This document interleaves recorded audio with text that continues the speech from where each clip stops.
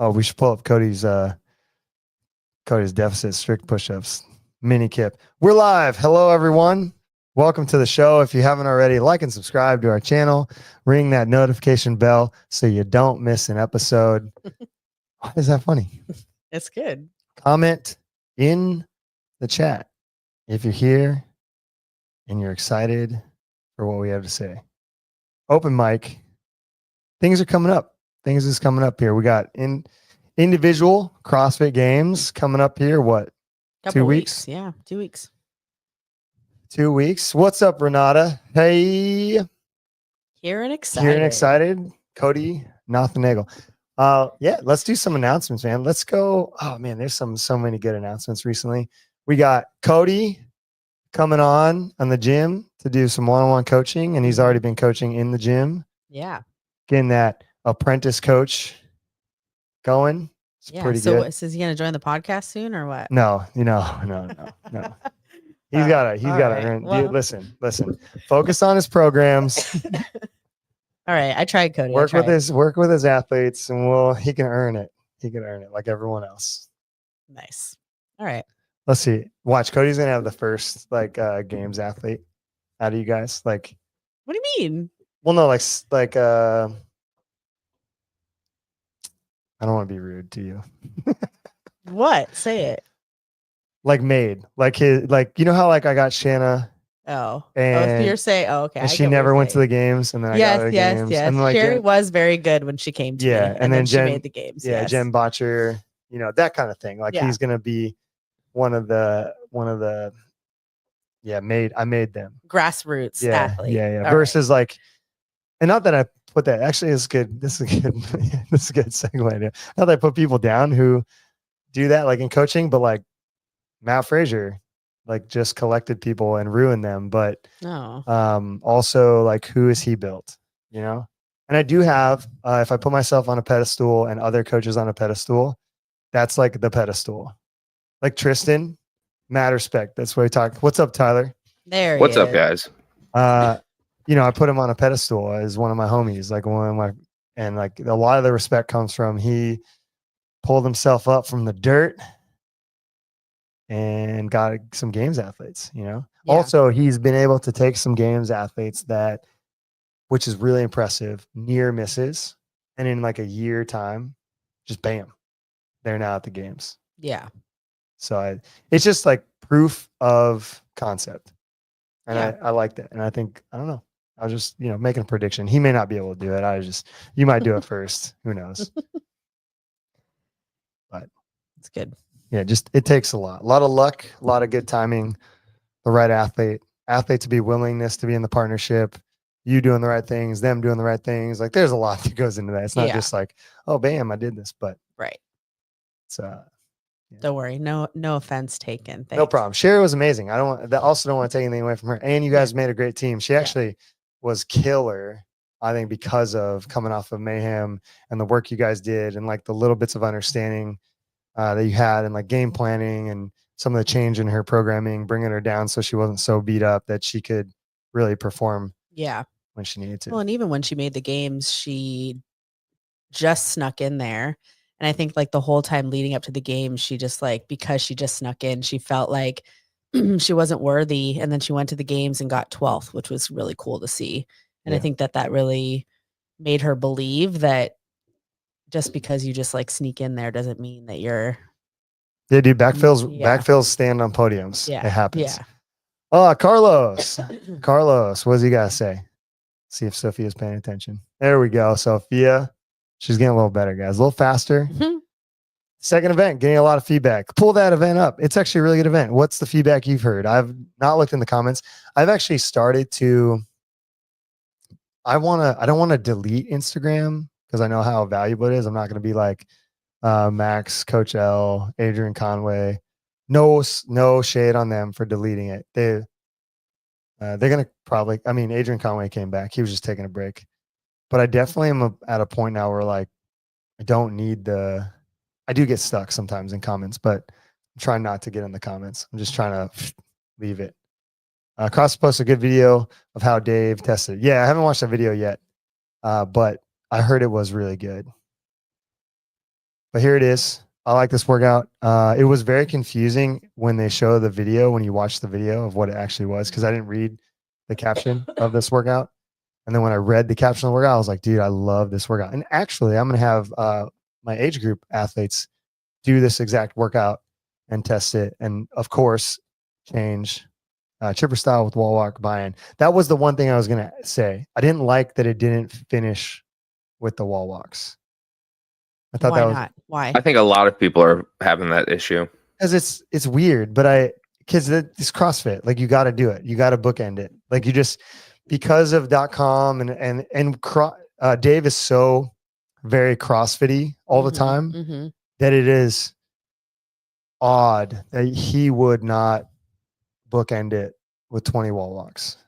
But it does have a 10-minute cap, and I get it. And like I know a lot of athletes are at like an 8 to 10 wall walk per minute rate of travel at this point. So he's like 2 minutes there, 30 seconds on the shoulder overhead. And obviously he's testing these things so that, that time cap is there for a reason. He's had some pretty good athletes test these workouts like Raphael Sanson, Alexis Kendricks in the video. Actually, Heather knows her. I know her from Standard Strength.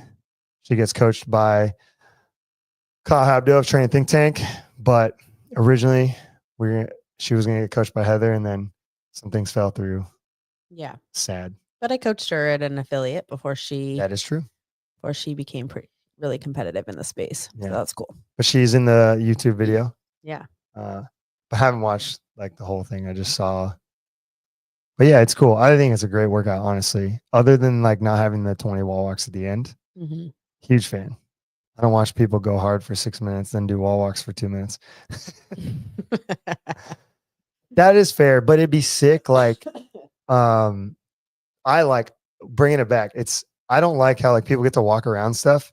It'd be sick if like you got to start and remember when we had to slide under the plexiglass at regionals, Heather? Yes. Like bring that back. It was so sick to see. Yeah. It was like a fraction of a second, but it was like, what athleticism do you have? And like slide under the like plexiglass. slip and slide style. You know? You got to go like who's going first. penguin? Who's going head first? Who's going feet first? Like, yeah. We had to do that for the rope climb event, and we had to do that for the strict handstand push-up workout. Yeah. But that was like the most fun. And then I think they realized like how either silly or because now they put them on the uprights on the inside. So like people are facing each other. But I liked it the other way, and you just had to slide under because then you're not kicking anybody. Yeah. Or like kicking another upright. Yeah. But for showmanship, you could have that rig at one side and they got to slide under and do the wall walks. And then on the other end of the stadium, you could have another rig and they got to slide under, do them, and then boom to finish. It'd be kind of cool. Yeah. As far as like a race. And it'd be crazy because at that point, they'd be so gassed. It's like the wall walk thruster workout, although it ended with the thrusters in 2022. Mm-hmm. Was it 22 or 21? 21. It was 21. Oh. Yeah. It's 21, not 22. I think. Double check that. Somebody double check that. Either one of those. Either way, wall walks, thrusters, hella wall walks. And this would be sick because you watch them progress down the floor. You could have a rig and like 2 A-frame rigs, and they go wall walks, boom, shoulder overhead, double unders, toes to bar, double unders in the middle, shoulder overhead, double unders, then toes to bar, and then they do double unders, shoulder overhead, and then the final wall walks. It would be lit. Be crazy. It's going to be crazy regardless of those wall walks, whether it's in the end or whatever. But how do I get out of here? Oh, yeah. I'm excited about it. Anybody else got anything to say about that workout? Yeah. No, I was just, when you were describing it, I was just thinking of the old school tennis stadium when people would just. Well, they have a million rigs out. Yeah. I love that. Yeah. Or like Mary for 2019, because they had the wall mm-hmm. and then the pull-up bar and then the handstand push-up wall and the pull-up bar, handstand push-up. It looks so crowded, like on. They do a pretty good job with the live feed, but I like it when it's like that. Yeah. It's so cool. And like when you're in the stadium watching that was the year I ran some media for Brute. Mm-hmm. Well, actually I ran the whole media for Brute in 2019 as well as coached. And I got to be in the pit along the side. That was dope inside the Coliseum. That was one of the coolest things. Well, this being this workout too, it's going to be what they're going to have, like the aerobic event or the running event, and then they'll have this, so it won't be. Well, they're gonna. I it think won't they're be gonna like have a the lot of CrossFit. nighttime thing You that I think? was like thinking of. What event is this too? Yeah, so it'll be like Hmm. the middle of the day on Friday, Thursday, whatever day they start. Yeah, they could have a third workout. I heard that there's going to be 11 tests over the course of 3 days. Ooh. Yee. So we'll what, see. 4 That checks out. so what? 4, Yeah, 4, and 3. Sure. They could have a double Or event, though, I guess. 3, 4, 4. Yeah. That's what I heard though. They got more. They definitely don't have less than 10 because I saw the one clip like Carlos is saying on YouTube, on Instagram or whatever, and Dave was talking about workout 10. So you know that there's 10 at minimum. I heard there's going to be 11 in total. So we'll see. But yeah, that's a cool workout. Paired with workout 1. Ooh, I love that workout. Which one? Workout 1. Oh. Do you not know what workout 1 is? Oh, I do. Sophia, what is it? I'm going to make the prediction that workout 3 is going to have heavy snatches in it just after the You first think? 2 events. You think Yeah, that- because they always do that. Don't try to get out They of it. always do that. What's workout 1? Yeah, what is it? They're doing running. It's the run, row, run. Yeah. Yeah, what is it exactly? I don't Sophia's know. it's I don't fran- remember. She's I don't looking remember. frantically to find this. isn't it like 3,000 meters, 2,000 run. meters, 1 meter? I know it. 4-mile run, 3K row, 2-mile run Mm, for a time. Sophia's gonna pull it up. I don't know. She got her hand covered. You guys can't see her on the backside. Sophia, we're gonna show the video of you. oh, let's do it. I do like that workout though. Before we go to that video, but I like that workout so much Why? because I like when there's longer distance, longer chunks of running with something. So like same thing with Clovis. 10K run or 10-mile run? 10-mile run, right? I think it's 10-mile run into 100 burpee pull-ups. Mm. I like stuff like that. Ooh. I don't like doing stuff like that, but I like. You like programming it and watching other I people mean, I'll do it, but I like. Yeah. I like it. I like the test, the grit of it, and like the translation of things. There it is. 4-mile run, 3K row, 2-mile run. But I like things like that because it does force people to understand. Like when you look at that Heather, like Heather just ran. Well, we gotta get to shout outs too. This is good. But when you look at a workout like that, like what do you think of the demands and how it feels? You too, Tyler. You gotta chime in here. Like, what does that take? A lot of aerobic fitness. And Oh, mental, just a yeah. mental capacity to be able to move for that long. Just like it's Yeah. for someone that's not, I hate running. No kidding. But Most for- CrossFit.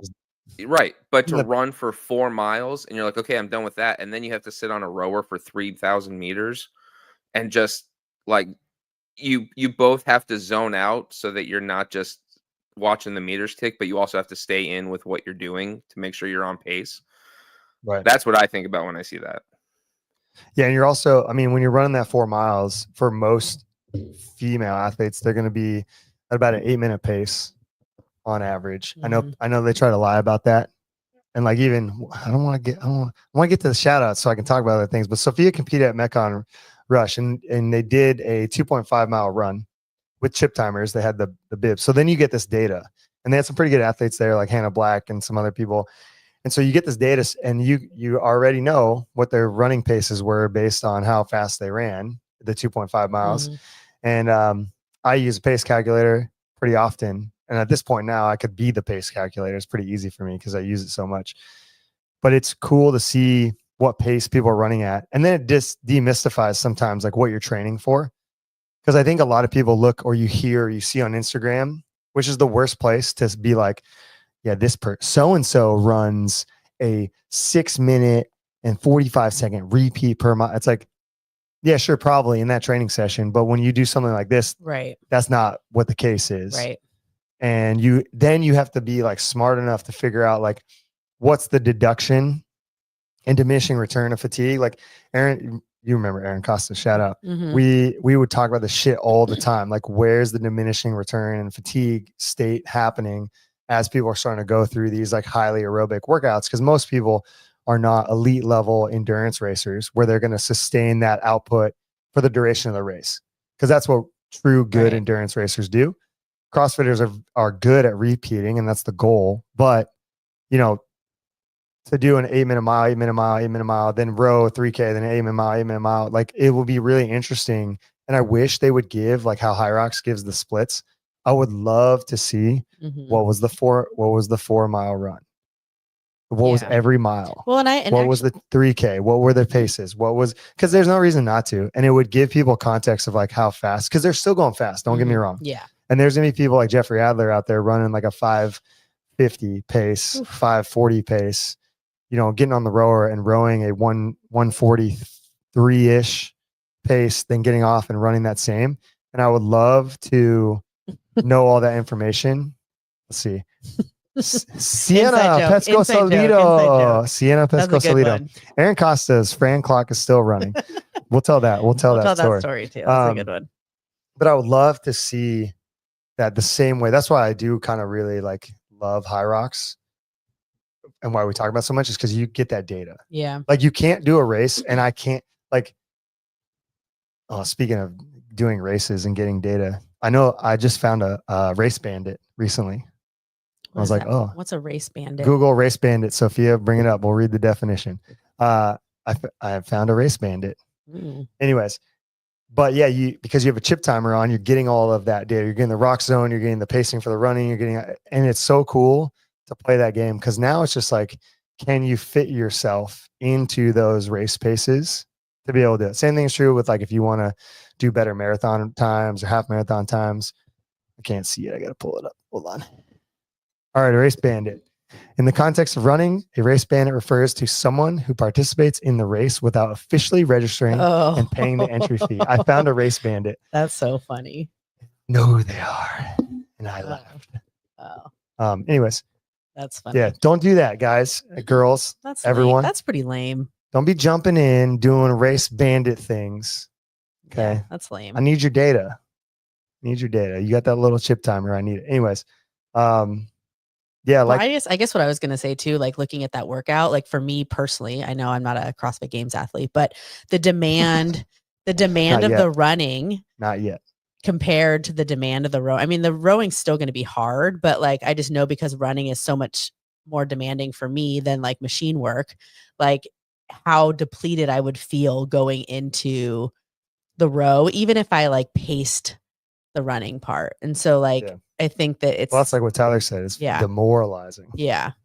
Having the row there, like the last 2-mile run, if you're aerobic enough and you don't despise running, that's not going to be hard. That's going to be chill. Like not chill, but you know what I mean? Like once you get off that rower, you're going to be like, thank God. Mm-hmm. And then you're going to run.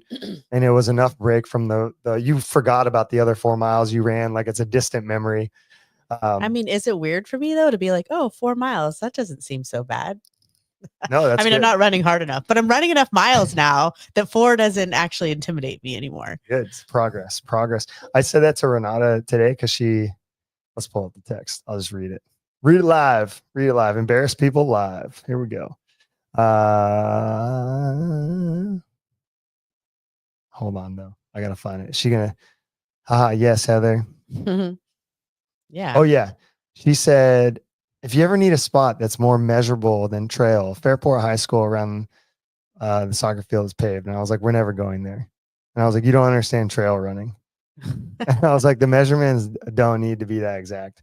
I was like, also, your GPS on your watches now, I looked this up. Garmin's and Apple's are within 3 meters of accuracy. Mm. So like, well, even on the race that I did this weekend, it literally hit almost dead right, on to the markers. Right. Yeah. Because it is accurate. Yeah. I know. The technology is better than you and better than your track that you run on. Yeah. Anyways, I was just like, that's why you'll never be good at endurance. Basically, because she was like, I like to see the 1,000 meter. Like, I like to know when I'm coming up on the 1,000 meters. And I was like joking, like not joking, half joking, also serious. And I'll tell you why. But I was like, you should be able to run blind with no end in sight and have no problem. I was like the dark mental side of endurance. I never said I wasn't accurate. It was just the mindset. Yeah, I know. That's what we're talking about. Yeah. We're Well, talking about the I mean, I mindset. said that last week when we went and ran at the track, because when you're running those thousands, it's like, when you have a 400 left. Yeah, or you need to 200 not know left. that. I Is my know. point. But then when I do run the It should trails, not I'm like matter. looking at my watch, like, okay, I have. But now I know what my splits are, so it's really just like, okay, I have a minute. So left now to you have run too and much whatever. information. Going back to Yeah. Aaron Costa, we'll put a piece Yeah. of tape over your watch so Yeah. you can't see anything. He used to do that. And then go by feel. Yeah, but also remember when we used to do, we should bring this back. No clock. The coach would have the clock. Mm. I don't know if you ever, because you didn't really coach for us at Sundown, actually. I did. A little bit, Yeah. but not as much Yeah. as obviously here. Yeah. We would do legit, because this is Aaron's idea. We would, no clock. You work out and the coach would let you know when you're done. Mental Torture for But people. we did that for a reason. Well, they knew how long the workout was going to be. Like, it's like, okay, we're going to do 12 minutes. But we would hold on to the clock and be like, Mm-hmm. can't see it. We'll let you know. Yeah. Why are you shaking your head, Tyler? Chime in here. So if it honestly though, if it was like rounds for time, that wouldn't bother me as much. But if it was an AMRAP, that would That's what drive we me did. crazy. That's what we did. No man. Like I told Renata today, I said, in the words of Dolph Lundgren, I will break you. Yeah, that was pretty. People funny, want to actually. talk You should bring about, that like, back. Let's do it like mindset. once a week. That'd be fun. Yeah, dude, mindset coaching. You don't need fucking mindset coaching. Come to my CrossFit class. I will break you. That's not true. I'm very nice to a lot of people. He and- dies. He dies. Yeah, we meet them where they're at. And But everything then once else, they but- cross over to the 101, then you show them your true colors. yeah. So now that Classes are Renata, really nice. now to that them. Renata is doing it, I'm just like, I'm gonna give you shit. Don't text me. You're gonna get fucking railed Yeah. in these comments. Like, oh yeah, I like to She's see. learned I now. like to see the thousands. Oh, you do? Have you ever ran with a blindfold? That would be hilarious. You put a blindfold on somebody. Well, it's like how forever you're like, you're not allowed to work out with your headphones in. You I would just said that to you today. You did say that to me today, but then I feel like you've been really lenient about that in the last like 3 Dude, years. listen. Because But like people back give in the me- day, you would get pissed. You're Because like, you "Turn don't those need headphones to. off." I know. I'm just you saying. don't need it. That's No, your mental toughness. no further comments. Renata, don't do that. Either engage. You're engaged, but come on, play the game, have fun. It's okay. It builds character. Jeez, Louise. She's It's only not- she's what 4 days into or 3 It's days not into like- 101, and she's getting blasted on. I don't even coach her. You do. I know. So she should be texting me. It's not like I said you suck, you suck, you suck, you suck like last week. You know? Yeah. It's not like I said that. Just giving her a piece. Hey, Sophia, pull up that track. While she does that, we'll tell the story of Aaron Costa. Why CJ said his clock's still running. So we used to do Bergeron, Comp Train. Yep. I got the shirt from regionals, regional 2014, baby, Comp Oh, Train. I still have that shirt too. Oh, we Actually, should- mine we was a should hang tank 'em. top Actually, I think I have it right here. built by Bergeron. It might be actually in this room. Anyways, hold on. We didn't talk fast enough. Just keep it right there. So yeah, we did Comp three. Train. Yeah, Comp Train. We did 3 Frans. So the way that Comp Train had it was you do Fran. Was it rest 10 minutes? No. I think it was a long rest. Yeah, Let's it just was say like- 10 I think it was minutes. like 10 minutes. Arbitrarily, let's just say 10 Yeah. minutes. Yeah. Then you did Fran again. Then you rest 10 minutes, and then you do Fran again.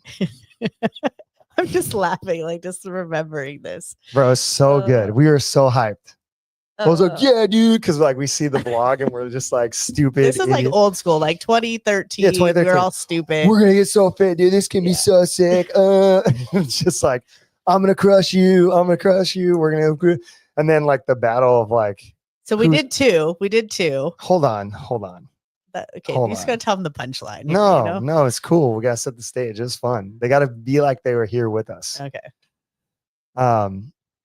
You just ruined it. Hey, Anyway, no, just tell it. we were Keep going. battling it out. It's so crazy. We also did the beep test like that. Same thing. We were all hyped up on the beep test. Yeah. Anyway, so we do the Frans and we get through the first one. Everyone's like, fuck, okay, here we go.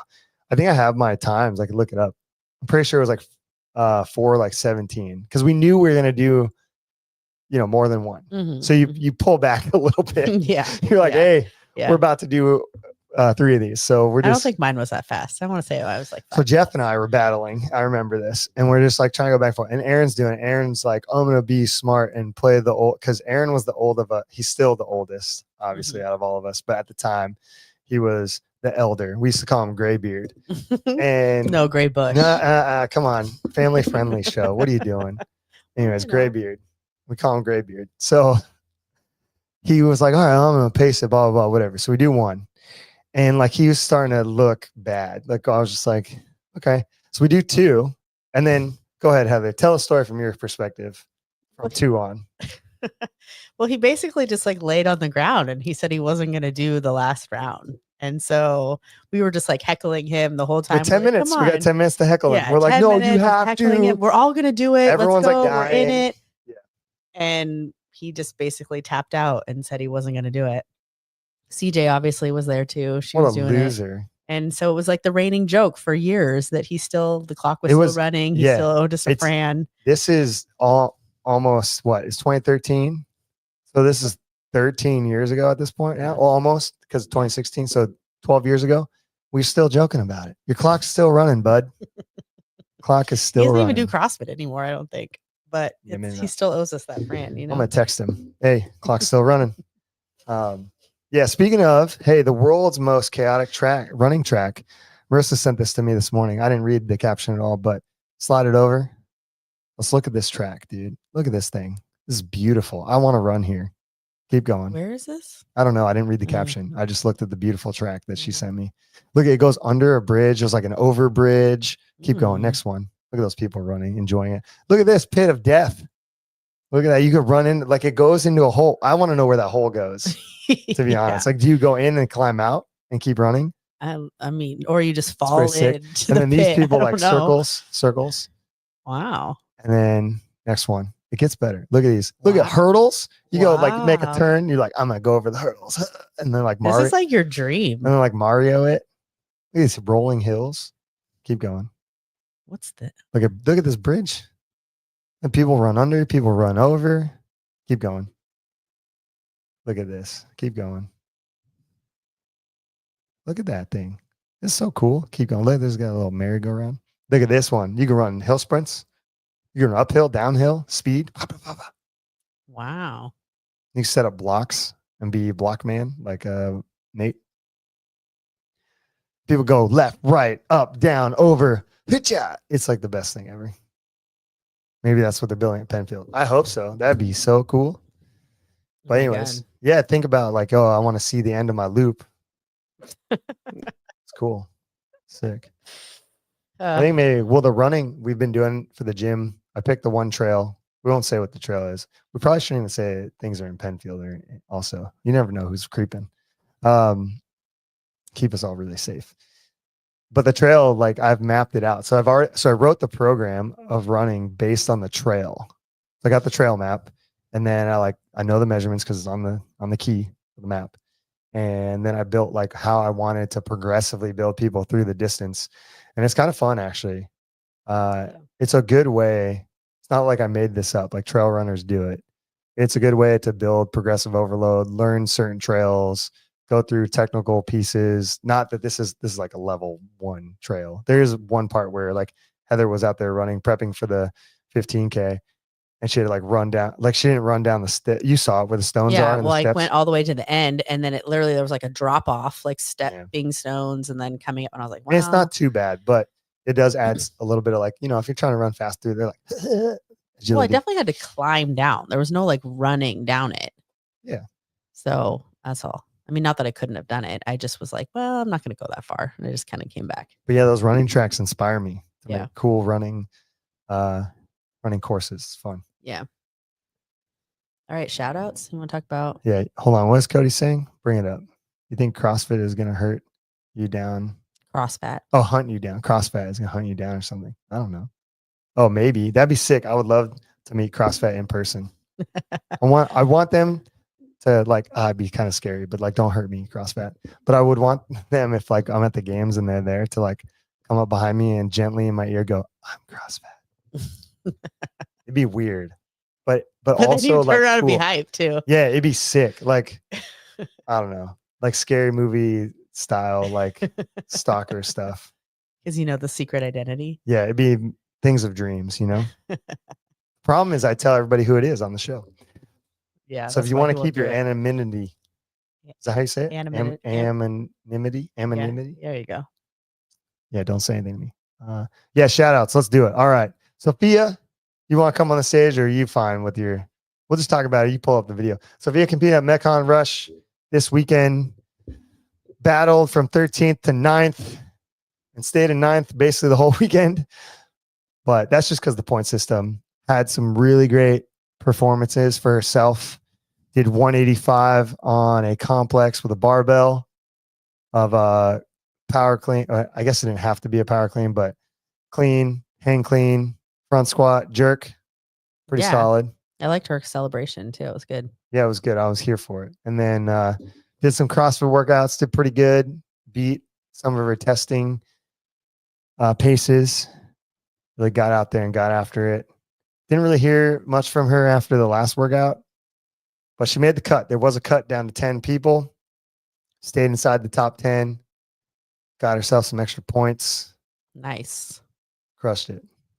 I have no idea Yay. how the last workout went because Marissa didn't tell me. She didn't text me or anything, but had a good time. You want to come on the stage and talk about it? Or are you good? Oh, she's good. So guys, bring up your video. Let's see you running like Blade Runner. Also Google Blade Runner. Oh, No, yeah. I said sure. I didn't say good. How was your Yeah. experience? It was good. It was a really organized event, and I had a great time. Yeah, it did seem like everything ran on time because we were watching you from Mhm. afar, and I would be on the thing like, all right, she's going now. And they got the scores in rather quickly, except for the final. Yeah, the final one took a while. Do you guys like that when comps do that? Like, for the most part, you already know who won to a degree. So, like, just put the scores in, you know? No, it was the one before the final cut. Like they took an hour to put the scores, the second heat in, so no one knew who made the top 10. Yeah, which is, I don't like it unless there's like a shakeup or drama to be had. I'm fine with it. Like, I like when they don't upload the scores, although I'm smart enough with the point system to sit there and be like, this person made it. Why are we waiting around? Just tell everybody who won. Well, not everyone's as smart as you. So, people are I guessing. play the game. I'm not smart. I just know how it works. Do the math, Yeah. and that's it. But yeah, I don't know. Sometimes if there's drama, it's cool. When there's like no drama and because like you guys were pretty set. Like that top 10 was pretty set. So like just tell Yeah. everybody who went in, who's going into the final event. What That's do you cool. mean? Who's going? Oh, yeah. Yeah. Like Yeah, why yeah. wait an hour? Put the scores. Yeah, in. yeah. We're ready to compete. Right. How was the final event? Yeah. What was it? It was Muscle ups and thrusters. 8 ring muscle ups, 15 power snatches at 80 pounds, 10 bar muscle ups, 15 power snatches, 10 bar muscle ups, 8 ring muscle ups, Nice. 10-minute cap. You got 4th in that event, right? I actually didn't look. Yeah. Can see what Look I right, got. look right now. I think you got 4th, if I recall. You didn't look? I didn't know. I didn't care. I did good for what I've been training, so I didn't really care about the all she had. leaderboard, which is something new for me. I'm testing it out. Dude, you gotta look at the leaderboard. Stop that. Stop. I know, but Stop. it's fine. It's fine. No, stop. But 4th out of 10? That's pretty good. You know why? Wait, let's ask this question now that you're on here. What are you trying to gain out of not looking at the leaderboard? Well, I just didn't really think it mattered because I knew I was gonna stay in. I knew I was gonna get either bumped down or stay in the same place So why'd you say it's for a what I did. So Why- I was like, I don't know. I don't know. I just didn't look at it. I didn't have. But if Anything you were, about if they cut and they went to top 10 and you No, were- I did look at the leaderboard until the last event. I just didn't see what I got on the last event. I know, but what I'm saying is you went into it in 9th and then you're like, Mhm. oh, I could have went down. So meaning you would have just gone to 10th if you did really bad. or 11th and not. Would that have happened though if they already cut everybody out? She still would have. Yeah, no, I would have went to 10th. So I would have went Yeah. either Okay. down or stay in the same place. So I'm just Yeah. saying in general because it said you said it's a new thing I'm trying and I wanted to Well, invest in that. Why? What do I you don't gonna? know. Some people. I don't don't know. I just yeah. Oh yeah. Here Marissa said I agree. Yeah, I don't know. Well in the teen division I looked at the leaderboard too much. So now I'm trying not to do that. I could see that as like too much. Obviously, Yeah. like, too much of anything is not a good. Yeah. What Marissa said. I mean, she just isn't gonna fixate on it. Is what Marissa's saying. Yeah, Yeah. 100%.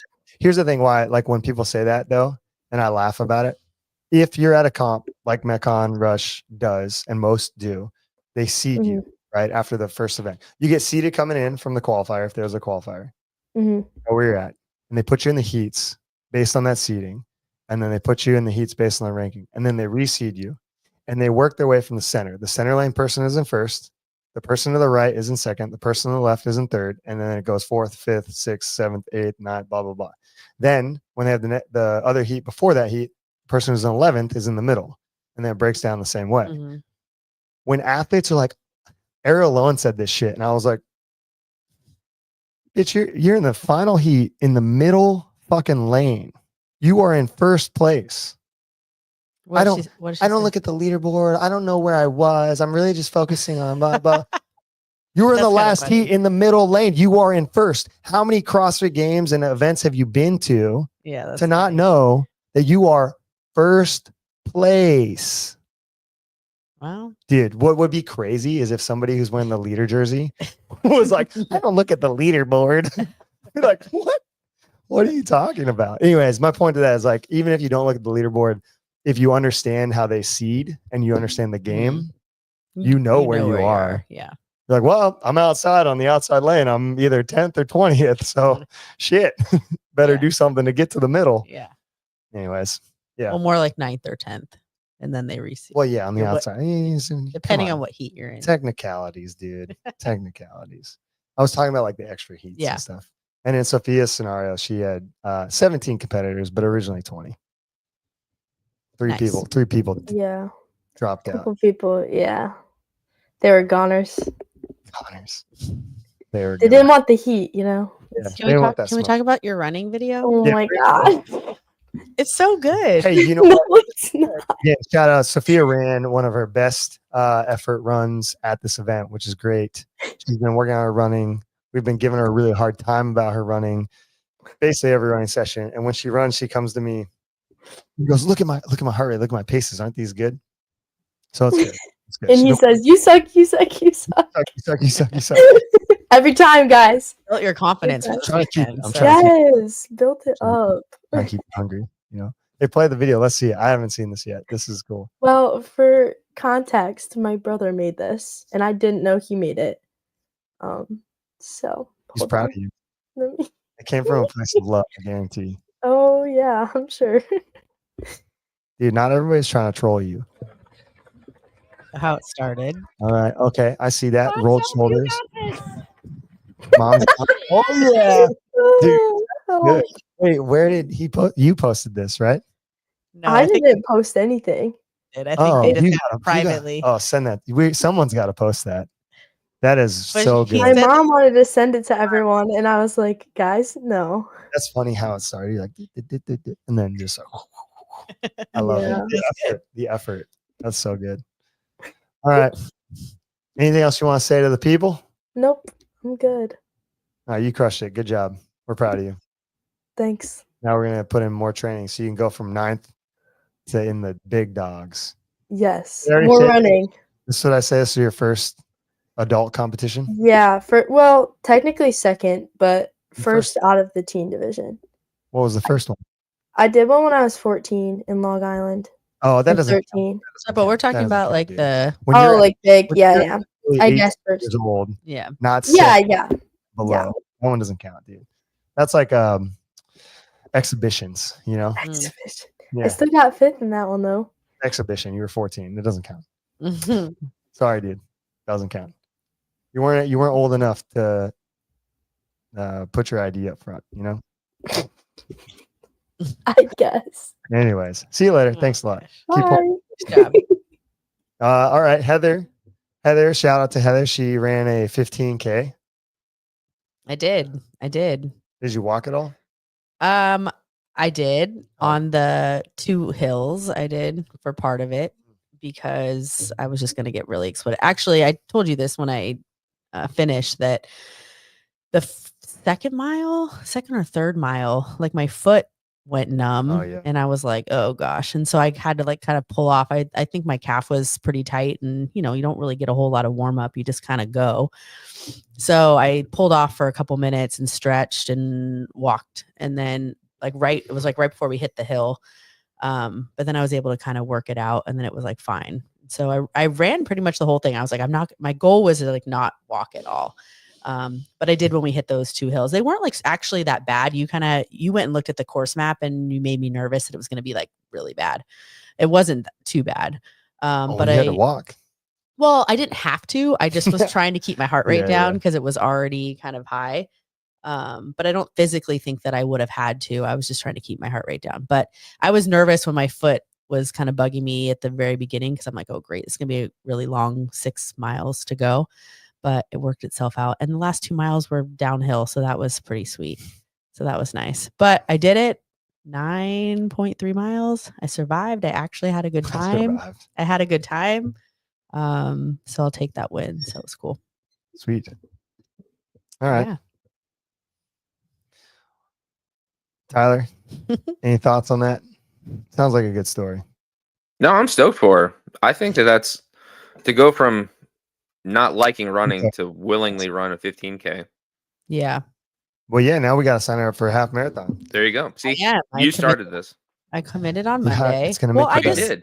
I think that after I did the 9, I was like, okay, I can do 4 more. Like I can do it, especially with another 2 months of training. I was like, I Go definitely one can do more. it. Yeah, I could do it. EPN.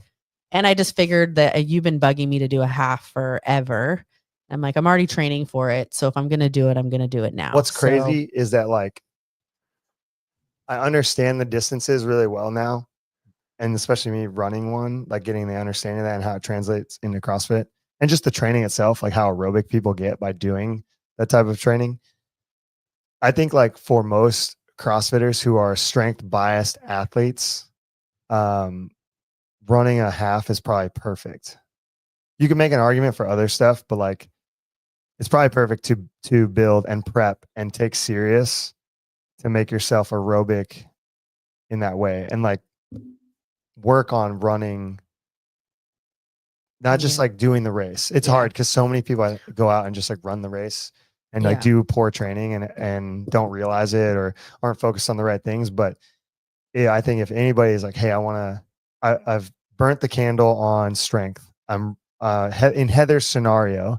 Heather is one of the best masters in the world and has come very close to making the CrossFit Games and doesn't have an issue other than in ring muscle ups with most things and qualifiers and qualifies for a lot of things and does really well in person.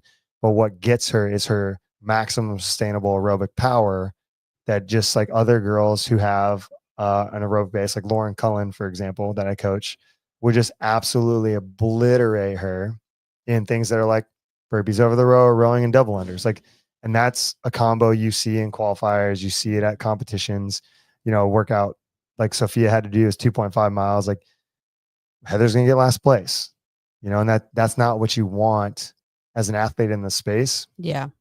And same thing with like, if she had to go to the CrossFit Games workout, like it's going to be a bad time.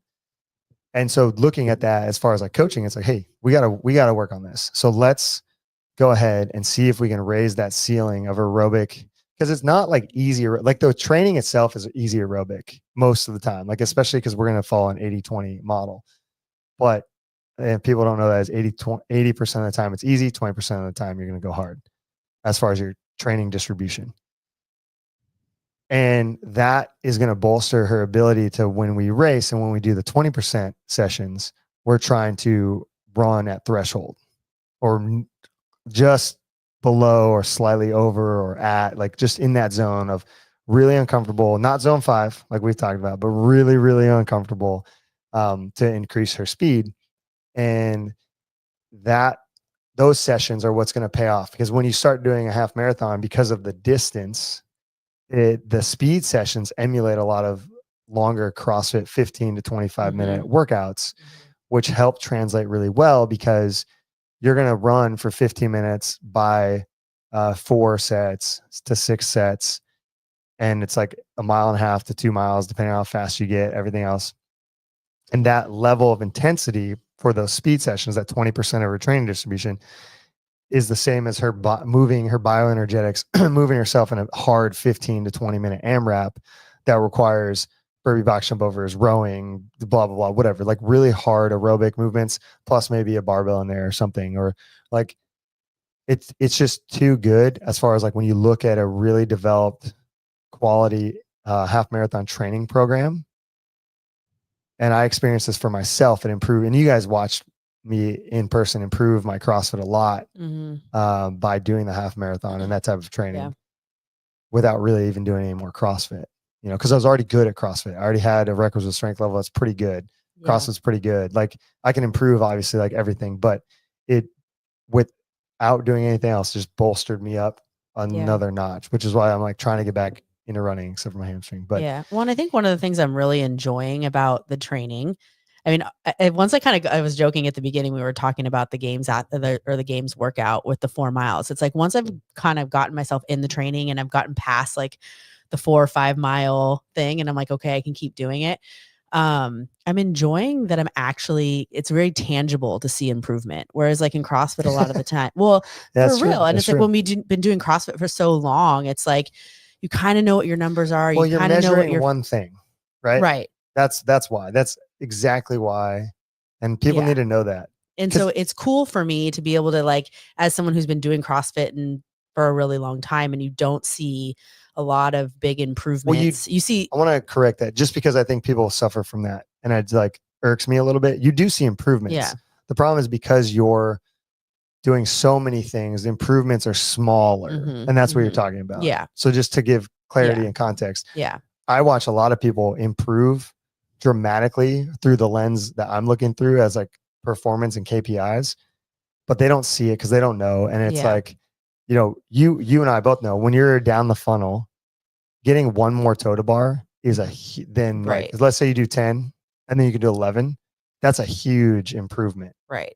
But people don't see it that way. Whereas like you like you're saying, you go out, you run, and instead of running 9:30 pace, you're now running a 9:20 pace, or you're running an 8:45 pace, and you feel the same effort, and you can correlate your heart rate to that, and you're feeling better. It's getting easier. Like the feedback and gratification is so instantaneous. Yeah. That's why I think a lot of people like running more than CrossFit, because the learning curve is almost none. Yeah. You go out and run. There's a book called Born to Run. Like you can read it. We Are Born to Run. And that's why I think people really enjoy it, because it's like Instagram, dude. You're getting a dopamine hit. That's where like the runner's high comes from. Like when you're crushing it out there, and I've experienced this too. I know what you're talking about. You're just like, I'm crushing it. And you feel good. And you're like looking at the pace. You're like, yeah, baby, I'm killing it. And like your whole session is amazing. Yeah. Whereas you could walk in a CrossFit gym, do something, and then just get smashed and be like, this sucked. I hate this. I want to go home. Yeah. I mean, that'll happen in running. Yeah. Especially if you're trying to run. Well, it's like even yesterday, right? Yesterday was our more like speed sessions, right? And like last week when we did it on Tuesday, we did it at the track. So we've done it of the 9 weeks we've been running this 1,000-meter repeat session.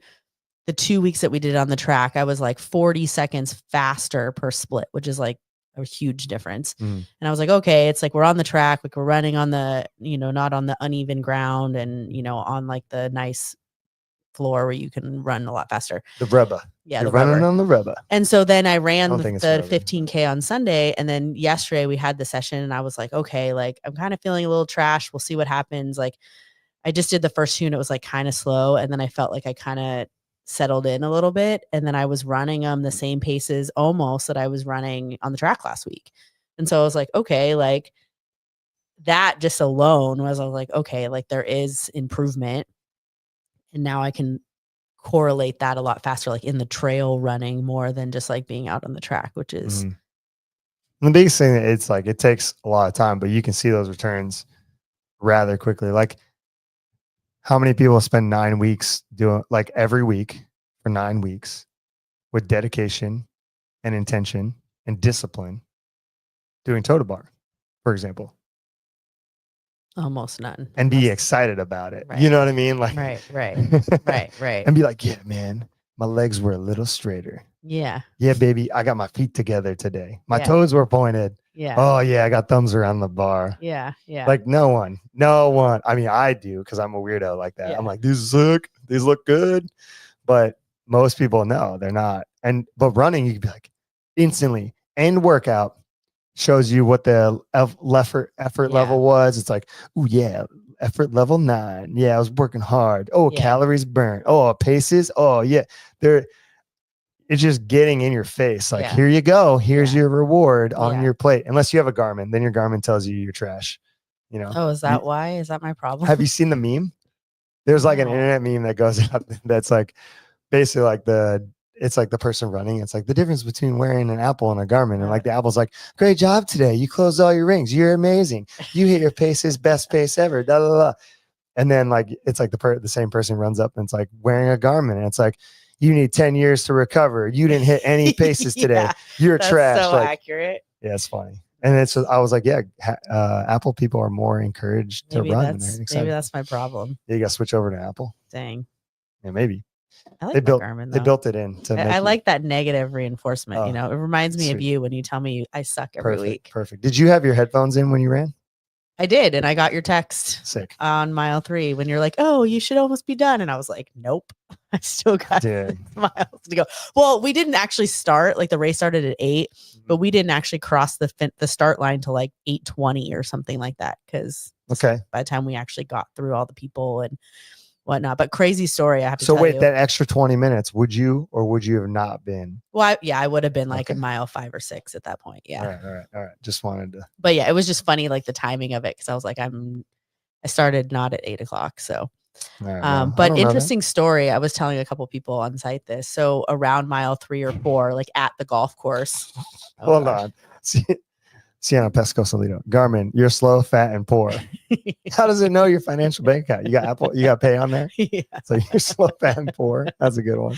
nice. You're poor. So around 3 or 4, there's like the first kind of like uphill. You go through this like golf course area, and there was this woman on the side of the road. All these medics were helping her, and her eye was literally like Oh my God. Why are you purple, telling crazy. this story? No, well, so I'm thinking she was like running, like she looked back for someone, like ran into someone or a tree or something. I'm like, what happened to A this girl? tree. I don't know. Yeah. All Well, right. then yesterday, Kayla sends me an article that apparently in the golf course, some deer ran out and took this woman out.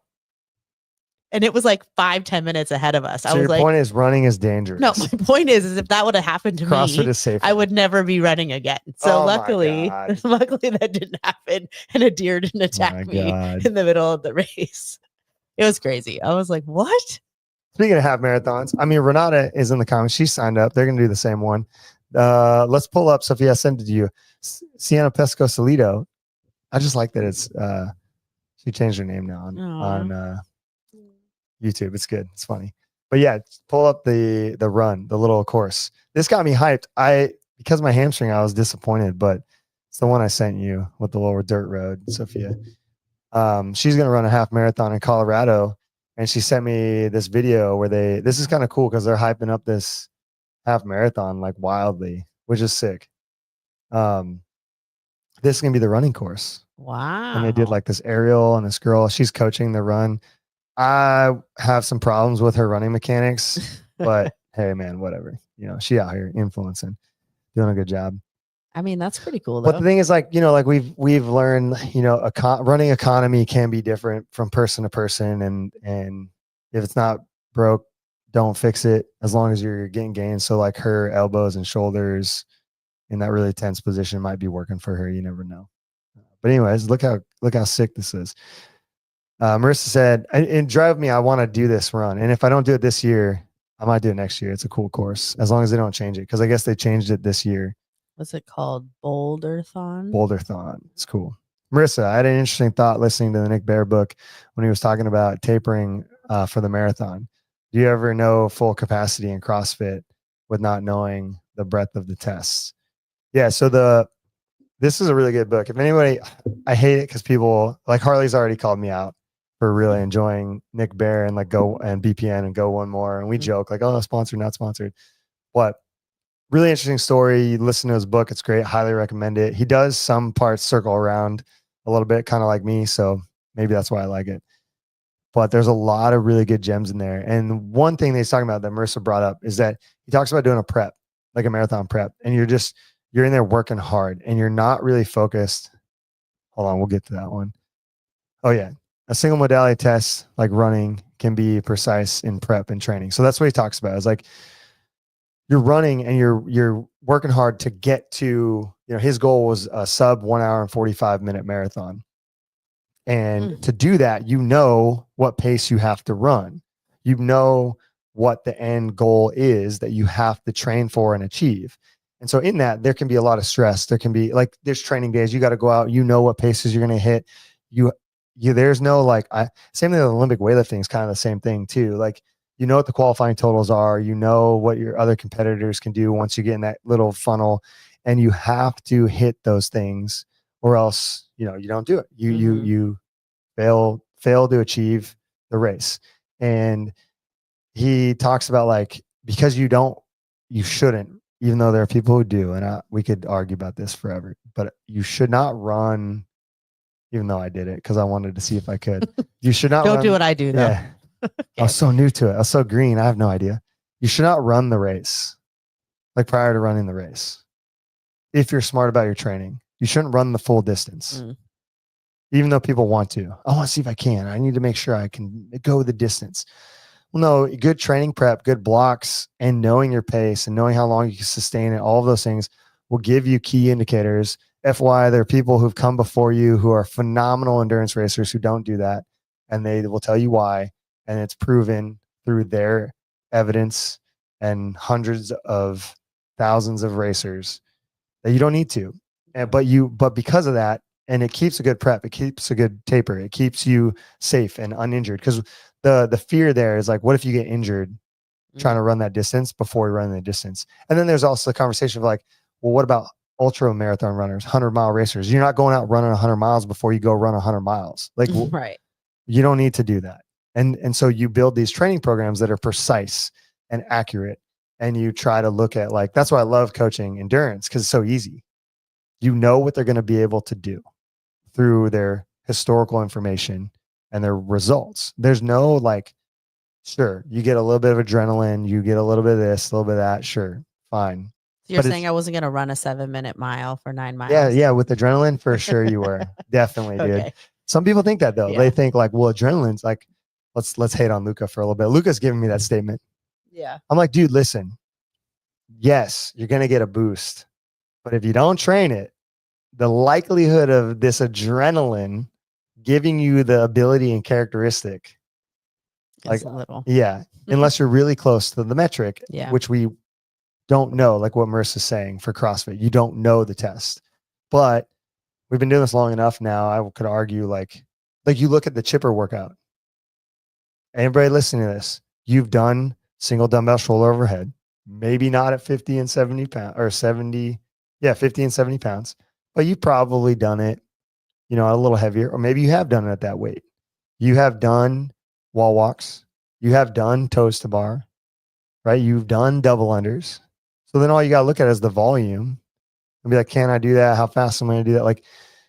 It's pretty known. The CrossFit workouts are pretty known. The one thing that's unknown is we take the 4-mile run, 3K row, 170, Cody corrected me, but either way, heavier dumbbell than 35, 50. If you're competing in a sport, you're going to hit any weight as a female, 25 pounds, all the way up to even 100 pounds for sure. Dumbbell work. Guys, even up to 120, maybe even further, because they might bring out a circus dumbbell and you got to punch that thing overhead at 150 to 200 pounds. They might do it. So you're going to hit that range. You know what that is, and you could dial it in a little bit. And be prepared for it. If it comes up, it comes up. If it doesn't come up, it doesn't come up. When I think of competition adrenaline, I think of pre-comp poops, not performance gains. Yeah, shoot. Let's not get out. Well, I'll tell this story, but then after I talk about this. But so yeah, as you prep for these things, even in CrossFit, you don't know what your full potential is when you come up to the competition. And you could test the workouts if you know ahead of time, right? But what's the point of that if you have limited time? Because in the sport, we don't have a whole lot of time to try and prep these things. So you're going to waste a training day and effort that you also got to recover from to test something that you could break down, work paces, learn about, blah, blah, and build a better training block from for 3 weeks leading in and increase that ability, then run in and Mhm. run your head through the wall, and a lot of CrossFit coaches are getting smarter at this point now. You've heard the joke of like, yeah, if you want to run 3 miles, you just go and run 3 miles over and over and over, you'll get better. And like they joke about it, like Taylor Self has said something about it. The proofing guys have joked about it because they know that that's not true. But historically, people would do that. Mhm. We got to test this workout. What? Why? You don't need to. Right. You've done CrossFit. Like literally none of those athletes need to do that work test too. No one needs to do it. Build up the characteristics, get a bit stronger, focus on your weaknesses, focus on your strengths, stay in your training block, come to the games. You're already prepared for that workout. Correct. If you've been training correctly, right? The same thing. You don't know what the outcome is going to be, like Nick Bear is talking about. Same thing with running. You're running. You have an idea of what the outcome is be. When I got into the half marathon, I had an idea of what my projected finish time was going to be if I could thread the needle on the paces I've been running, the sustainability and the information I had in my training blocks. You don't need to, All right, let's bring up the single modality test. She said, what was that comment? Marissa Wise, my beautiful wife. Mhm. The single modality test, like running, can be precise in prep and training, but we rarely, sometimes never, know the fullness of the test. So we'll see truly possible for athletes. This is 100% true. And hopefully I would like for the sport to give, because like, look how cool it is now. They could give us all the workouts for the CrossFit Games right now. Mhm. And like, you're going to get a better show. It's what, 3 weeks out? Yeah. If you- No, yeah, too. If you look at strength and conditioning, 2.5. Yeah. If you look at strength and conditioning, no one's going to get much better other than exposure and experience, which again is going to put on a better show. You're going to have better races. People will be more prepared. Like I love that they put the crossover double unders early enough to say, hey, practice these. Then they're showing the workout that has them. They put the long endurance test with 6 miles of running ahead of time so people could blow it out of the water. Yeah. Which Well, is we've said that with just any CrossFit comp, not even the CrossFit Games. Oh, We yeah, just yeah, say that yeah, with yeah. competitions in general, where, like last year with 80K, right? They were like, we're not telling you until Yeah, and you got a bunch of an moms hour, and dads an coming out. hour before the competition starts. And then it was like the whole weekend, it was like the judges barely knew the workouts and the standards. The Yeah. athletes were confused what they're supposed to be doing. They try to do like an athlete briefing, but it's like an hour before you're going. And it's like just a shit show. And so it's like, why not give them all the tests? Like give them a test, let them prepare. Well, Sophia, you had all the tests. And let them put a show on. Like, I mean, I think that's everyone's prepared. They know what's going on. Come tell us about it. Tyler likes it when they give you the tests. Yeah. Just real quick, He come on. does.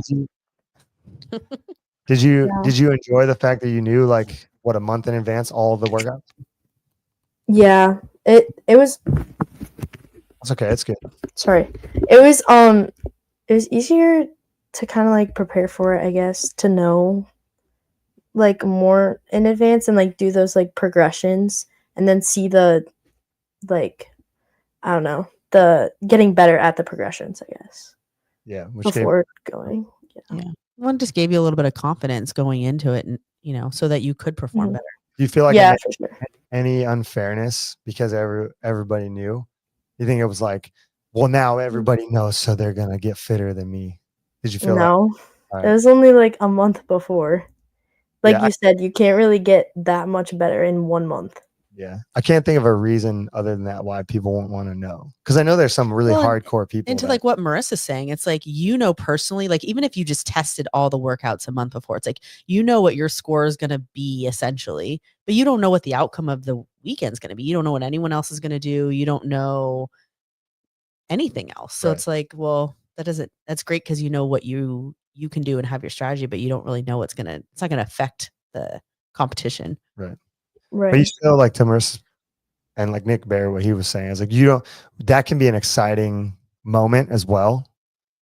Because I don't even know if Sophia, you thought about this like in your event, but like how good, like, okay, I don't want to like lead you to the answer. So I want you to like answer yourself, but doing the progressions, how did you feel? Like, where was your confidence level? What is that like versus like, just if you were to test the workouts every week? Honestly, like you're saying, like were you afraid of the I- test, how it was going to go, or like, where was no, your because I feel like the progressions were sometimes more than the actual workout. Like, so I felt like I wasn't going to be unprepared because of that and the intensity that I was doing it at. So I don't know. I felt more prepared than anything. Did you know? Did you know what your outcomes were going to be, like your performances? Because I had an idea of what it would be based on like some of the progressions and like what I ran like off of like my paces and stuff. But so I had an idea of like where I had to hit in my like strategy and everything. But yeah, I don't know. I don't think it would be any different than testing because I did test one full workout, and that was actually helpful because there was a lot of pacing things that I had to figure out. Yeah. But yeah, but then I also had progressions on that workout as well. So yeah. Did it give you a sense of like ease, but also like, hey, I wonder what I could do here? Like you weren't so allowed you to have more confidence going into the competition because you kind of knew what was to come and you kind of knew what your pace was. But did it also like give you a sense of excitement of like, okay, I've done these progressions. I want to see what I can do here. Yeah. Because going in, like, I knew what I had to do and what I had to hold. But then when I actually came to competition, I was like, okay, let's see if I can go a little faster. And then I did. And that led me to getting a better score. So that was good. I don't know. And you've done other comps where they haven't given out the workouts. Do you feel like, have you had that sensation before when you didn't know the workouts? No, I feel, for me personally, I feel less mentally prepared when I don't know the workouts for a long time before. Not a long time, but I'm saying if they release them the week of. Do you feel like a level of anxiety is like increased versus a level of confidence when you don't know the workouts? Yeah, I'd say a little bit because it's like, oh, I don't know if I prepared enough for this or can hold this or do this. So. Yeah. So like that's even though you're running the paces and we know, just woke up from a nap. Let's go. After session 1, recover his body. He's doing the Jeffrey Adler taking naps. Nap time. No, but that is like what Nick Bear's talking about. And it's easier to do an endurance sport, obviously, because you sign up for the race and you know what the race is going to be. So you can build that type of psychology and change how you view things and how you look at things much faster and way more productive, I think, than the unknown and unknowable part of the sport, which I wish we could get rid of, because that saying was intended for first responders, not competitors. Now, is it expressed in competition? Sure. But that saying was created for the first responders who don't know if they're getting and they talk about this all the time.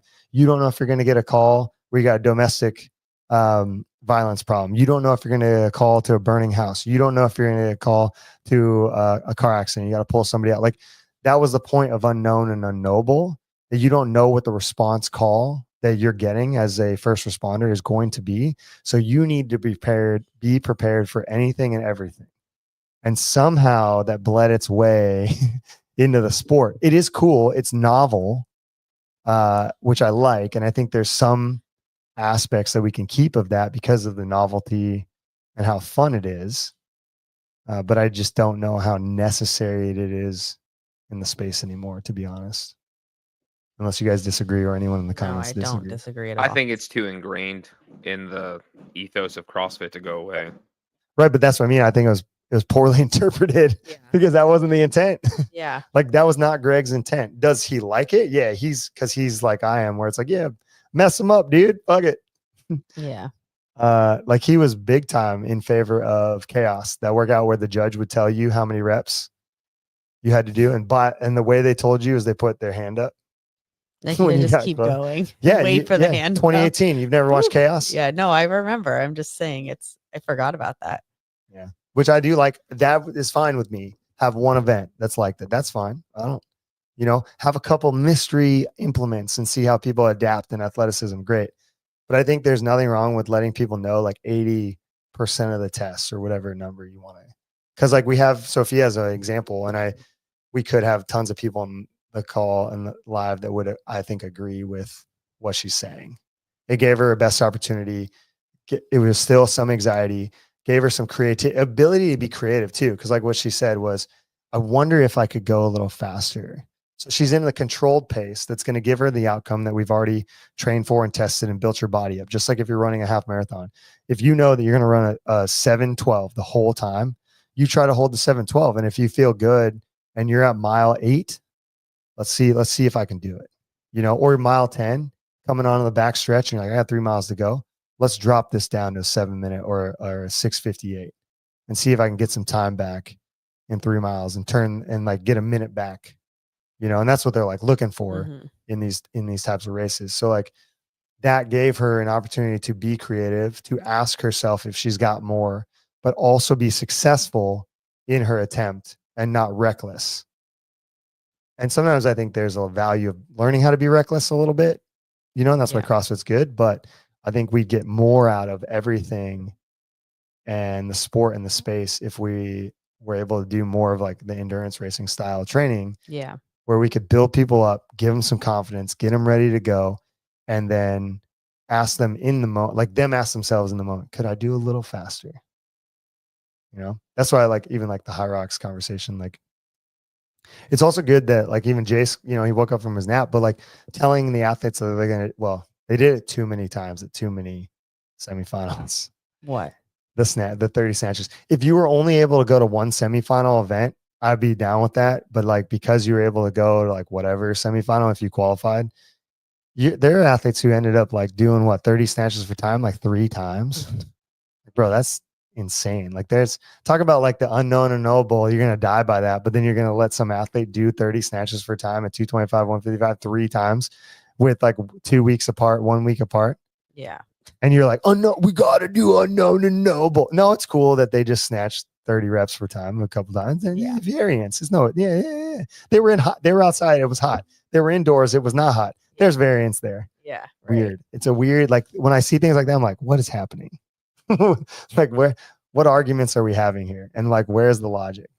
Yeah. Because that alone, I think pokes a hole in the unknown and unknowable. Yeah. That example. What do you think, Tyler?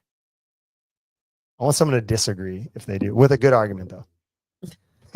I don't. So okay, yeah, and that's one example. I mean, obviously, like I said, I'm in favor of the unknown and unknowable. Just I think it gets really overused. strung out, dude.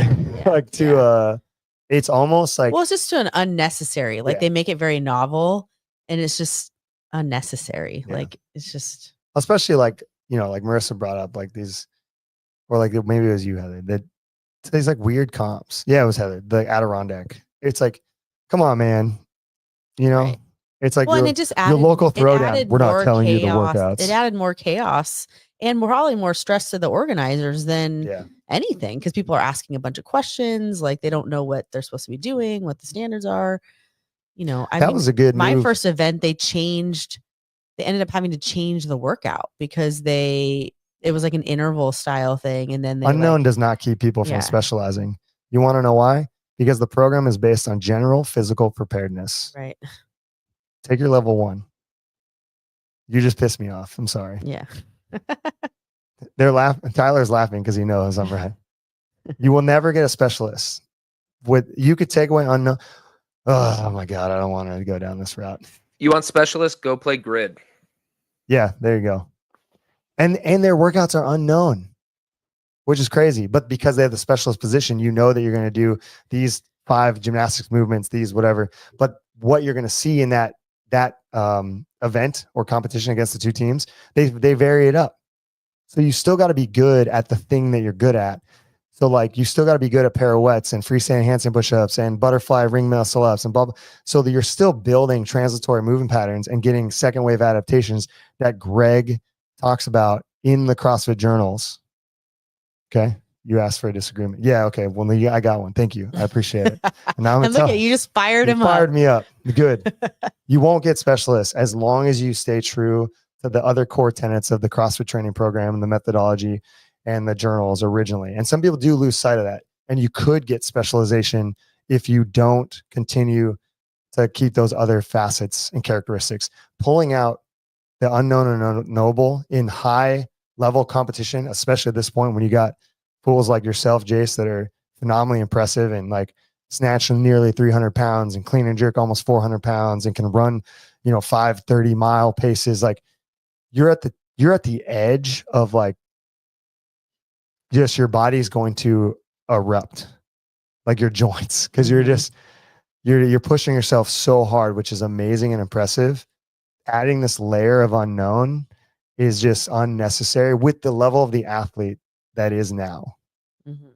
It's because again, like it's wild that more people, well, you're going to start to see it. I mean, we've seen a lot of issues with people getting injured, other things, cardiac arrest issues recently. Dana Brown with his cardiac incident. Yeah, at Torian Pro. So like you're pushing yourself so far to the end that I don't think it's safe for those athletes. And that's not safe for the people that Heather's talking about. Cause like we have people who did Adirondack who are moms and dads who come in for an hour-long class, Mhm. who qualify and are playing the game, having a good time. They don't need an orthopedic surgery because you want them to do some weird thing because you thought it was cool.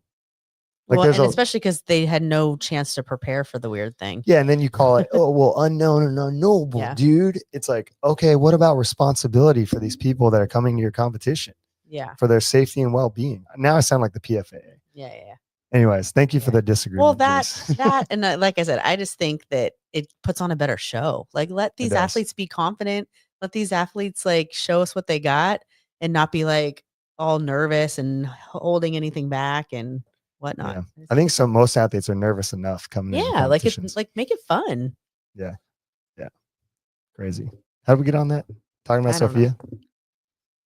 Oh yeah, because the difference between like endurance sport. That's the other thing too. CC was here and she was like, "You love running," and I was like, "I guess I do, like a lot," because it is the numbers. The numbers don't lie. Like Yeah. it's so easy. Like it's inputs and outputs. You do the work, and I make the joke now a lot. Well, the miles won't run themselves. With people, Mhm. and it's just like if you work hard, you're gonna get the output you're looking for. The unknown and the drama aspect of the sport is entertaining.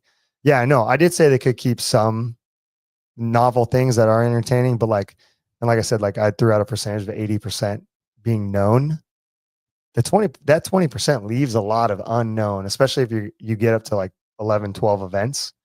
That means like 2 to 3 events, and then we'll go down the movements, like how many different movements do they do at the CrossFit Games? Let's say 40 to 60, depending on couplets, triplets, trippers, blah, blah, blah, I don't even know. Actually, the unknown can keep people from specializing. At WFP, imagine doing 1 rep max jerk as you are about to explode, heavy weight off your shoulder. Oh, yeah. Yeah, the unknown of turning the lights on and off. Mm. I don't know. I think the people there, I wasn't there. I can say from watching at home, it looked like that for the WFP. But I think for people who were there, said it wasn't as egregious with the lights on and off. Because you could see it just because of the cameras. But Oh, it like seemed still, like it though, was- it's not. I feel like it's distracting, right? yeah. If you're an Olympic weightlifter, someone walking in front of you, like they lose their minds. Yeah. Like we had an Olympic weightlifting portion of our gym, and they would lose their minds when we walked in front of them. Very poor etiquette for sure. And I get it. Like it's in fair. that space. Hey, in that space. You live maximal lifting, and I walk in Yeah. front of you. That's my bad, right? And I get it, and it is etiquette, and we should do that. But like, yeah, with that context and where like my experience and working with weightlifters and CrossFitters and everything else, I'm like, dude, I don't know. It's so, yeah. The lights were cool. I think it's a cool concept, Jace. I just think the execution could improve. Mm. I don't like the weird lights where you go like, these people are in the red, these people are in the white, these people are in the green. It was cool to watch. Like, it's like, oh, these people are behind and these people are, but the problem is you already know that they're behind. Right. Like the workouts they did with that, like, yes, these people are behind them and these people are in front of them. Like doesn't take a rocket scientist to do that. I do like the idea. They're trying to make it more viewable for the race. And like, that was something that Tony Budding, if you guys know, he was in charge of, and he brought in the lanes and the lane numbers into CrossFit and progressing down the floor. Because if you watch the 2010 games and then you watch the 2011 games, vastly different. And Tony Budding was in charge of a lot of that stuff and the inception of that. And then he went off to make Grid League, which is why you have it overly produced because he thought it would be better, which was very good, then had to decline, and now it's coming back. It's got its resurgence. But yeah, I think the idea is great. I think the execution could be better, and they got to play with it and figure it out. With more lights, like the experience at Metcon Rush. Were there a lot of lights at Metcon Rush, Sophia? Yeah, I was in like a college. It was like regular lighting. Yeah, what is Jace saying? Maybe he's talking about WFP. No, I think he's saying like felt like it was if they were fine. to add like lighting like they did. Oh, Would it yeah. make it Would the cooler? Metcon Rush would have Yeah. been cooler if they had lighting for Yeah. you? Listen, I mean, all they gotta add is fucking smoke when you guys walk out, Yeah. and like the Sick. John I C. mean, Me song, dude. That would be it. We don't need Like lights. everyone has their own walkout song. No, just one walkout song for that heat. Oh, okay. Change it up every heat. Let the person who's in first Decide. choose the song, Oh, and then that's cool. everybody else out, and like just the everybody comes out. That'd be Cody. sick, dude. Cody's comment about the slowest person is in yellow because they're going so slow. That's good. I know, dude. Yellows, flames. I feel like pyrotechnics might be too dangerous. Like with the fireworks.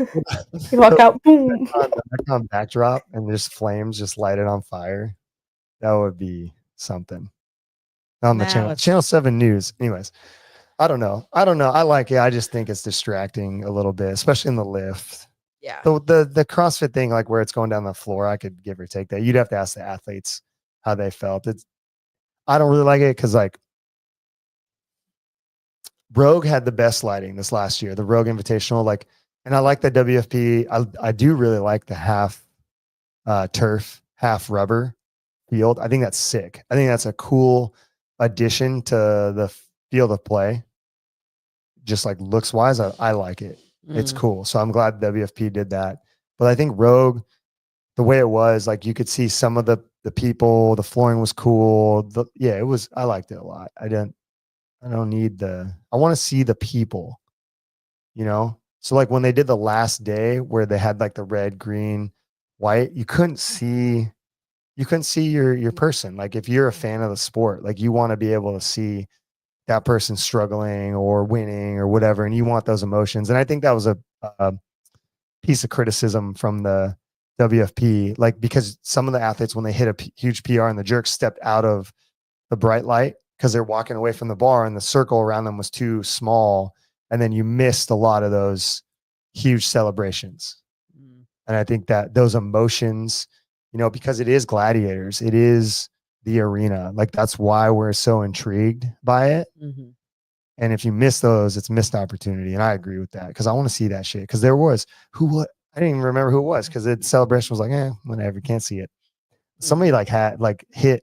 Oh, it was whoever hit the 400 pounds first, like fucking ripped it and then just like celebrated, but they're outside the circle. So like you could barely make them out, like, you know, getting all Oh, hyped up that's and lame. emotional. It was good.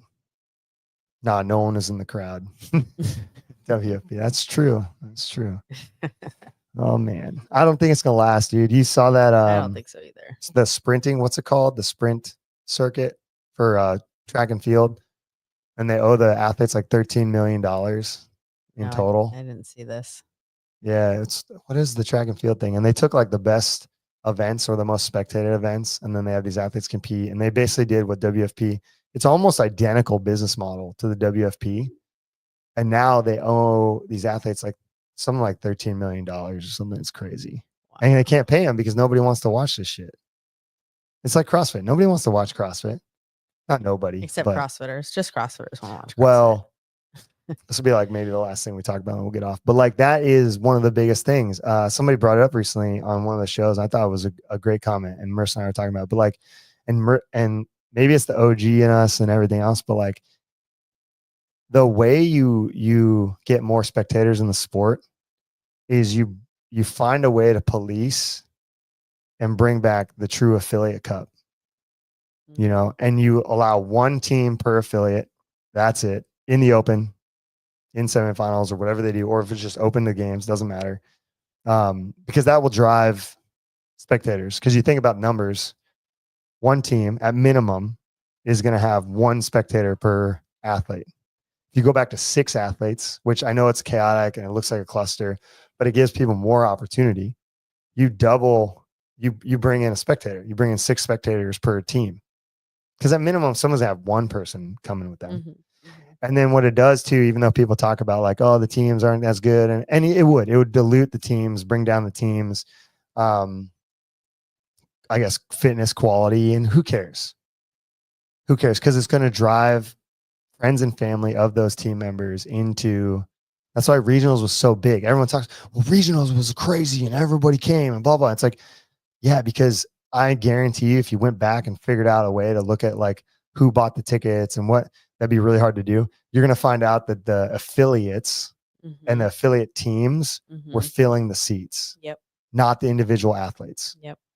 Except for the ones that were inside affiliates training. And most of the time, that's when they bring up like Ben Smith and Scott Panchik, and because their whole affiliate would come out and watch the affiliate owner compete. Because typically, the best athlete was the affiliate owner, and that still is the case today. But vast majority of people were the affiliate owners or coaches at the gym, and that's why they're coaching and owning affiliates.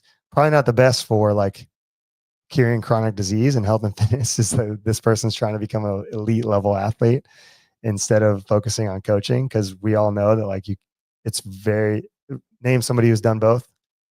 You can't really, you can name people who've segued, who've like been elite level and then went into coaching, or was a coach and then stopped coaching and went into, but there's maybe an example out there where it's like they've done both, but it's very few. So anyways, like that would be a way like the WFP could get people in seats somehow. I don't know. I wish they bring it back, because biasly, like we got a lot of good athletes here. I'd love to just battle the other affiliates, bring it back, like those days when you look at the leaderboard and you're like, those motherfuckers are in 27. Well, you said it. It's like finding a way to police it. Like I feel like they tried to bring it back within the last year or two. Last year, maybe, where they had the affiliate cup and they're like only one person and this and that, but they still like recruit people, bring them in. They get like a second location, but it's not the same gym name. It's like, I don't know. Well, here's the thing. Here's the real thing. Days. Technology is at this point where, and we know this with the check-ins with push press, they just got to check in. And if a coach wants to cheat it and check those people, fine, dude. Like, whatever. Your integrity, you do what you want to do. I can't fight that. Yeah. But having the check-ins for 6 months to 6 months minimum of consistent check-ins prior to the open. Okay. You've been there at that affiliate. Training logs, pictures, like there's the digital age. You can find it. That's how I found the Race Bandit. The digital age, you can find anything. You can find whatever you want, dude. Yeah. 2025. I'm just saying, I feel like gone are those old. Hiller will find you. That he will. Hiller found that girl who pretended to be somebody else. That's in wild. a video of somebody that's not even in contention for anything. Yeah. Oh, they will find you. That's true. What's that movie? I Will Find You. She's like the crazy girlfriend. It's like a rom-com movie. Wedding Crashers. Oh yeah, that's not a rom-com. It is kind of rom-commy. Yeah, a little bit. I like that Tyler knew what that was. I'm glad you knew that. What did Jay say? What was the spectator experience at Muckcon Rush? No, at Mac and Rush. At Macaroni Rush. At Macaroni Grill, what was the spectatorship? It was literally only family and coaches. Yeah. Oh shit. Yeah. Yeah, these things are not viable, dude. Like I hate to say it, but you look at like marathons. People watching, but who are those people? Family. Friends and family. Yeah. They make their money off of participation. What even like High Rocks, look at their business model, what they've done, and they put the pros in the right slots so that, and check in for your event, even like, and if you're gonna do late check in, so that you are in a position as a runner to be a spectator. Like they figured out the order of like, you guys understand what I'm saying? Like they're putting the pros in the certain spot on the certain day to maximize the expectation of the people who are also running the event for themselves. Yeah. Because then they have to come and they're you're just there. You're already there. You're like, well, I'm already here. My race is until whatever. I might as well go watch Hunter McIntyre run around the track. Or I might as well go watch Tia run around. That's why. So they're artificially inflating their expectation, which is a great idea, by the way. But it is all where do you put the races? What divisions go where? Where do you line the pros up? What do you have the pros doing? It's all meticulously moved around like chess, which is good. Awesome. I love it. And then also on top of that, you're like friends and family watching you. It's good. So let's just do comps in neighborhoods at a playground. Dude, that'd be sick. It'd be so funny. You do like an underground, like remember Ann 1 for basketball? No. Oh God. I'm talking to the wrong crowd. Tyler No. got it. Yeah, that you don't remember that, Heather? Man, that was so fun to watch. Allen Iverson, baby. The professor, he was the man. Oh gosh. Look at Sophia. She was probably not even born. Sophia, look up when this will be the last one and we'll get out of here. I'm glad you guys stayed with us today on the open mic show. There was a lot of value here. Look up Allen Iverson. When did he play basketball? What's the name again? Allen Iverson. Allen. What years did he play? Allen. What years did he play basketball? If someone knows, just comment in the chat. I know it was like in the early 2000s and like late 1990s. But I can't think of the actual. How do you spell his last name again? Doesn't matter. Just put out like close enough to what you think it is, and then put I-V. basketball. Yeah, Iverson. Iverson. Iverson. Allen Iverson. Basketball player. Yeah. Okay. Come up. Oh, Iverson. What was your question? What year? What years did he play basketball? Professional basketball. Okay. He might still be playing. Is he still playing, Tyler? Do you know? No. 1842. Nice, Cody. I'm really committed now. She's got to pull this up. I feel like I can Google this. Come on, Sophia. You Hold got- on. No, yeah, I'm just wait. She doesn't know what we're doing. There you go. 2005? 1996 to 2010. That's why you know. When were you born, Sophia? 2006. Okay. That's why. Yeah. All right. Well, hey. Well, since he officially retired in 2013. Yeah. You were how old? 8? Yeah. No, 7 years old. Yeah. 7. Dude. Yeah. That's why you don't know about it. And 1. Yeah. And E40. Yeah. Also why you don't know about E40. All right, that was a good one. Hey, that was a great one for not having a topic. Oh yeah. Well, before we go, another shout out. Final shout out. It's got to pull up the pack. I had it pulled up. 25-8. Always 25-8. It is the summertime. Electrolytes, hydrate and build. You get your 2.5 grams of creatine and all the electrolytes you need so you can sweat hard and train even harder. Boom. Dude, he should hire me. He should. He really should. All right, Desert City qualifiers. This is what we wanted to, and maybe Jason's in the comments. Let us know if you emailed them to ask for an invite because I know that they have 10 inviting spots. So we got to see what they got going on. But Desert City athletes qualified. Sienna Pesco Solido, first place women's RX. Might have shifted around a little bit because of penalties and everything else. But Michelle Weir, 1 point out from RX women. So hopefully maybe it shifted around. She got in. Emmanuel Dixon, 4th place, 35-39 qualified. Matt Chia, 1st place, 50 plus men. We got Sarah McConnell, 3rd place, 45-49 women. Celine, 12th place, elite women. Regina, 1st place, 50 plus women. And Cody Knopfenagel, 9th place, men's RX. Wah, wah. Actually, that shit was tight in general. You look at a lot of the scores. Yeah, 9th is pretty good. No, I'm saying because he wanted to be elite. Oh. He knows. He's in the comments. He knows he wanted to be elite, man. Oh, That's true. fine. You want to be. We want to be. Jace, they have not given me one yet. Which you were on the podium, right? If I remember correctly. Hopefully they do. I mean, just hopefully in your email you really fluffed yourself up. But anyways, yeah, congratulations to them. And before we leave, because I got to get off my chest, email CrossFit. Oh boy. We'll talk about it next time. I'm just pissed. I don't even want to get into it. We've been going for 90 minutes. This is good. I'll save that one for next week. We'll start off with my frustration. Maybe things will change over the next week. Anyways, like and subscribe. Congratulations, Sophia, Heather, all our Desert City qualifiers. We got people doing legends, doing stuff and things. I'll probably decline so Michelle can have my spot. Oh, yeah, because CJ is actually going to compete. She was third in, what was the name of it? I don't know. Lowlands. She was in Lowlands, qualified for that. So she's going to go to the Netherlands and compete. And then there was like tandem. You could put the scores in, like you do the same qualifiers. And there was another European qualifier, and she was third place in that. So that's pretty sick. And she's going to go out to Lowlands and compete in the Nice. Netherlands.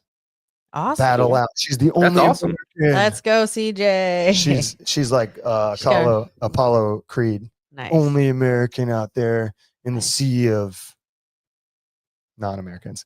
All right. Okay. All right. See you guys. Later.